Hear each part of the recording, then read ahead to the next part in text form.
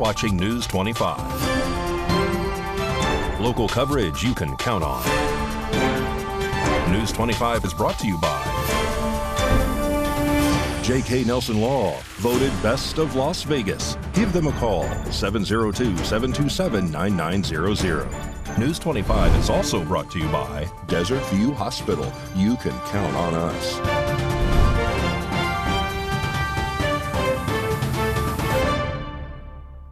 Good evening, and thank you for joining us here on News 25 and Ace Country Radio, and now streaming at KPVM.TV.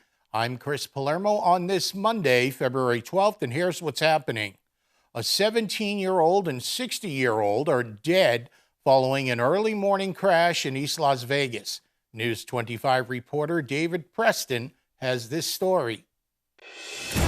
Jason Ernest of Mount West Lawyers. Don't be bullied by insurance companies. Call me, 775-727-9500. Just after 4 a.m. on Saturday, a 17-year-old male driver in a Chevy Silverado pickup truck ran a red light at a high rate of speed on North Lamb Boulevard and T-boned a 60-year-old driver traveling east on Bonanza Road, according to a police report released February 10th. Responding medical personnel determined the 60-year-old man, who was ejected from his Toyota Scion, could not be saved and pronounced dead on the scene. Emergency crews transported the teenager to UMC, but despite heavy medical intervention, was pronounced dead on Saturday. News 25 will provide further updates as they become available. And the founder of LV.net is expected in court this coming Wednesday for a number of bank fraud charges. Samantha Roberts has more on this story. The founder of LV.net, Martin Mizrahi, age 51, was arrested by the FBI back in December of 2023 for alleged involvement in a multi-million-dollar scheme. Martin is facing charges that include conspiracy to commit wire fraud and bank fraud. The government has seized hundreds of thousands of dollars from his Las Vegas company and filed actions to forfeit the funds and return them back to the victims. According to federal prosecutors, Martin, along with 3 other individuals, defrauded banks, businesses, as well as individuals of over $9 million through compromised emails and credit cards. The other defendants include David Guran, Julia Rabiga, and Joel Zubaid. Martin was released on a $500,000 bond by a federal judge. According to the document detailing the charges, the operation allegedly sent fraudulent emails to victims that appeared to come from a legitimate source, requesting them to send money to bank accounts which were controlled by Martin's accomplices. The money was then transferred to various bank accounts and cryptocurrency wallets. Additional fraudulent charges were made through point-of-sale credit card machines, which were also linked to companies owned by Martin and the other defendants. All 4 defendants are facing charges which include conspiracy to commit wire fraud, and bank fraud, conspiracy to commit money laundering, and aggravated identity theft. The charges can carry a sentence of up to 30 years in prison. Trial is set to begin on Wednesday, February 14th. News 25 will continue to update you as this court case develops. And a Tonopah man is arrested for domestic battery.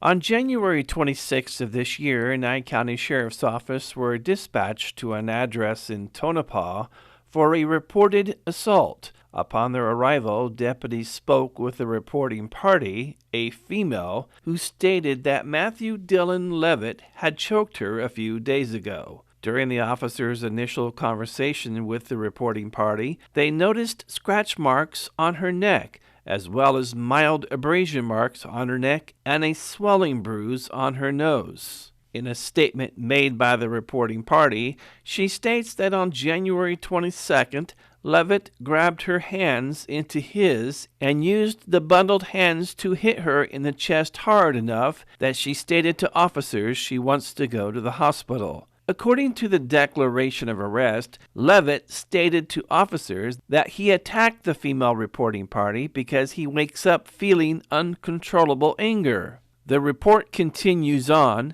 stating that on January 24th, while the female reporting party and Levitt were at the apartment together, Levitt got on top of her, straddling her with his legs, and began to choke her and accusing her of having sex with other men. The female stated that she tried to scream and stomp her feet on the floor to alert her downstairs neighbor. Per the report, Levitt took a pillow and placed it over the female's face while still choking her to force her to stop screaming. The female then allegedly began scratching Levitt's face to get him to stop. Once Levitt does stop, there is a knock at the door of the apartment. Levitt then pinches the female's nose and covers her mouth with his other hand until the female blacked out to stop her from screaming. Levitt then leaves the apartment with a friend. When officers caught up with Levitt, they spoke with him about his involvement in this incident and then placed Levitt under arrest and transported him to the detention center. Matthew Dillon Levitt is being charged with 1 count of domestic battery by strangulation and another count of domestic battery in the first degree. More news now on this Monday. 3 additional people are arrested and appeared in court Friday for the reported involvement in helping the man who originally climbed the sphere last week. RJ Camacho has this updated story. 3 people who were allegedly involved in a public stunt where a 24-year-old man climbed the sphere in Las Vegas appeared in court today as they were arrested as well. The additional arrested were identified as Lori Hurley, Aaron Hurley, and David Velasquez. Lori Hurley didn't climb the sphere, however she was accused of perpetuating the act due to filming the incident. According to Lori's public defender, she is currently unemployed and helping her husband, who is a pro-life speaker. Lori's husband, Aaron Hurley, faces charges related to the incident as well. According to prosecutors, he is frequently mentioned on Maison Deschamps' Instagram, who was the one arrested for actually climbing the sphere. Aaron's public defender has mentioned that he has had no prior offenses and only came to Las Vegas to speak at churches about pro-life and to help women in crisis pregnancies. Lastly, David Velasquez is accused of helping during the incident and accused as well of lying to officers about knowing Deschamps. Velasquez has had no prior convictions. The judge in charge of the case, Judge Rebecca Sachs, stated that the 3 can be released on the condition that they stay out of the Las Vegas Strip and cut contact with Deschamps while the case continues. The next court date, which will include all 4 individuals, is scheduled for February 12th at 8:30 a.m. News 25 will update you as the story develops. More news coming up, and I'll tell you why you'll want to get out those swim trunks.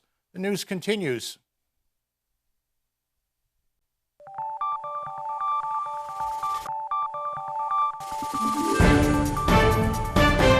You're watching News 25. Local coverage you can count on. Welcome back to News 25. More news now. 3 people are arrested after a traffic stop that leads to deputies discovering narcotics. David Preston filed this story. On February 7th of this year, Nye County Sheriff deputies on patrol on State Route 160 stopped at the marked crosswalk at Highway 160 and Postal Road. The crosswalk signal lights were activated and an adult male and 2 juveniles were crossing and were in northbound travel lanes when a red sedan continued through the crosswalk without yielding for the pedestrians in the marked crosswalk. NCSO made a U-turn and activated their emergency lights and siren, conducting a traffic stop on the red sedan. Before the sedan came to a complete stop, patrol officers witnessed an item being thrown out of the window from the passenger side of the sedan, landing on the sidewalk. The sedan is described as a red Ford Focus bearing out-of-state Idaho license plates. According to the declaration of arrest, as deputies exited the patrol vehicle and walked around to the passenger side of the Ford Focus, they observed a bundle of cellophane with a brown substance. The officers recognized this bundle's size and shape to be similar to that of an ounce of packaged heroin. Patrol officers had the occupants exit the Ford sedan and were detained. The driver is identified as Ronald Kramer, and the front passenger is identified as Candace Mingish, and the rear passenger identified as Lawrence Barker. Officers recognized Ronald and Candace from previous narcotic-related investigations. Each occupant were advised of their Miranda rights. Lawrence invoked his rights, Ronald denied any knowledge of the suspected heroin, and Candace was cooperative. In a close proximity to the suspected heroin on the sidewalk, officers located another bundle of cellophane with a brown substance. The officers recognized this bundle's size and shape to be similar of that of an ounce of packaged heroin. Candace advised officers that Lawrence had thrown the suspected heroin from the vehicle. One of the deputies conducted an open-air sniff with his canine partner, which gave a positive alert. During search of the vehicle, there was a piece of tin foil with a black in color suit with a dark in color foreign substance. Officers recognized the items to be drug paraphernalia and the foreign substance to be suspected heroin. All three suspects were placed into custody. Per the report, during a search incident to arrest, one of the officers located another bundle of cellophane with a brown substance from Candace's bra and a glass pipe with a bulbed in Candace's private parts area. Candace advised the officer that Ronald had given her the bundle and told her to hide it. The three suspects were transported to the Nye County Detention Center. While conducting a changeout at the detention center, one of the officers located a small soft plastic container with residue of heroin and a small piece of tin foil in her bra.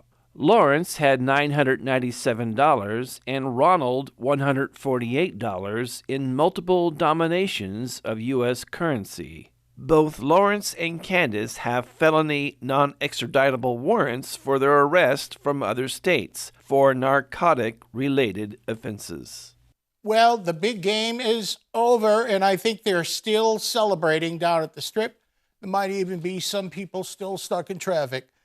Here's Mikey with your look at sports.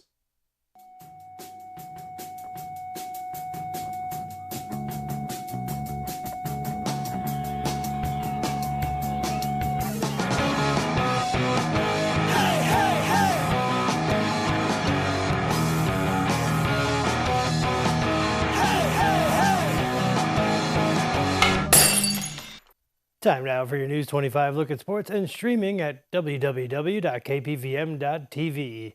Did anything happen in sports last night? Oh yeah, there was an Usher concert where the San Francisco 49ers faced off against the Kansas City Chiefs. 49ers up 3-0 in the second quarter.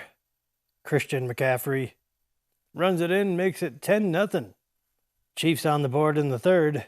1st and 10, Mahomes to Valdez-Scantling. Chiefs up 13-10. 49ers Jawan Jennings with the touchdown. Extra point. Blocked. Oops. 6 seconds left in the game. 29-yard field goal attempt to tie it, and it's good. 8 seconds left in overtime. McCole Hardman wide open. Chiefs win Super Bowl 58. Back-to-back champions. The first back-to-back champions in 19 years. Attendance was announced at 61,629. Following Super Bowl 58, the Las Vegas Super Bowl host committee officially handed duties over to the city of New Orleans, where next year's big game will be played. Golden Knights welcome the Minnesota Wild this evening.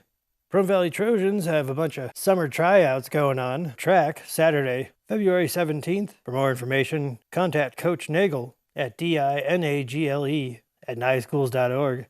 Baseball players' tryouts are on Saturday, February 17th. Makeup tryouts on February 20th. Contact Coach Ueno for more information at RUVENO@nyeschools.org. Softball players tryouts February 19th, 20th, and 21st. Contact Coach Montanez for more information at vmontanez@nyeschools.org. And boys golf, contact Coach Hopkins at RHOPKINS@nyeschools.org. You can sign up on registermyathlete.com and get your sports physical turned in to the athletic office. For more information, email kmccauley@nyschools.org. And that's your look at sports on News 25. Thank you, Mikey. We'll be right back after this.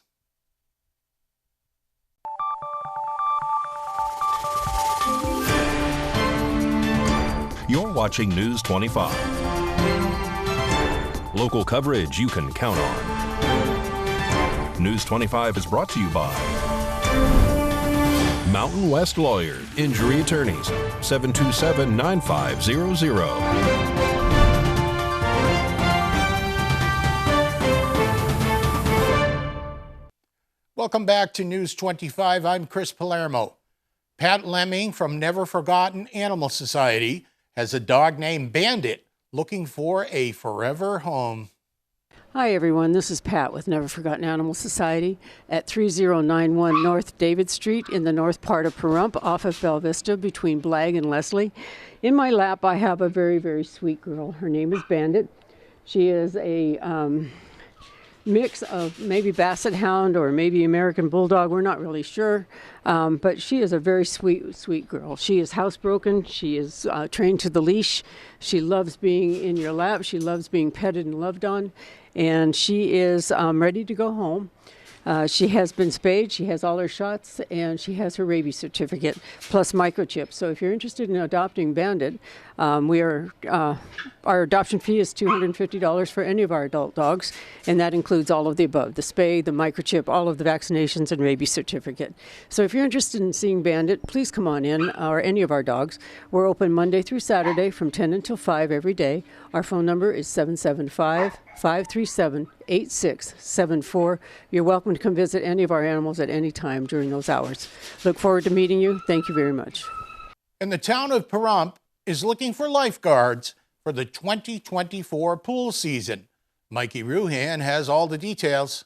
The town of Pahrump is looking for responsible, mature, and motivated lifeguards for the 2024 pool season. Minimum requirements for lifeguards and cashiers: ability to obtain lifeguard certification and first aid CPR for lifeguards only, at least 15 years old by April 1st, 2024, ability to pass drug, alcohol screen, and background check. Please download the application from www.nycountynv.gov or by emailing human_resources@nycountynv.gov and requesting an application. Applications, employment opportunities, and job descriptions are located in the Human Resources Department on their website. Applications are also available for pickup at 2101 East Calvada Boulevard, Pahrump, Nevada, 89048. Application can be returned by email or fax.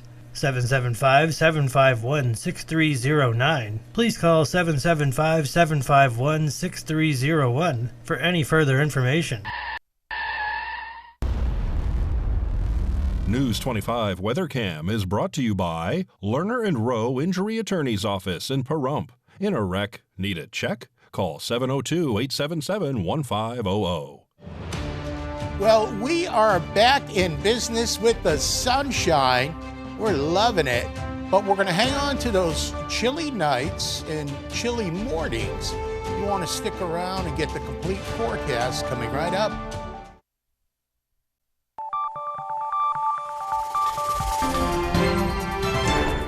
News 25 weather is brought to you by Dairy Council of Nevada. Undeniably delicious, undeniably dairy. Enjoy what's real.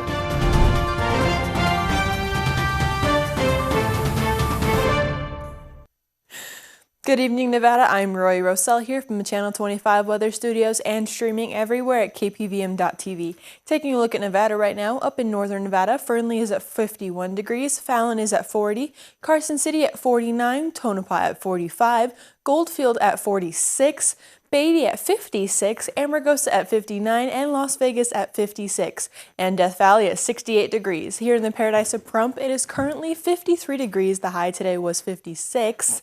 The humidity today during the day was 38%, and the sun rose this morning at 6:34 and set at 5:21. The humidity raises up just a little bit higher to 64%, and the low close to freezing is 34 degrees.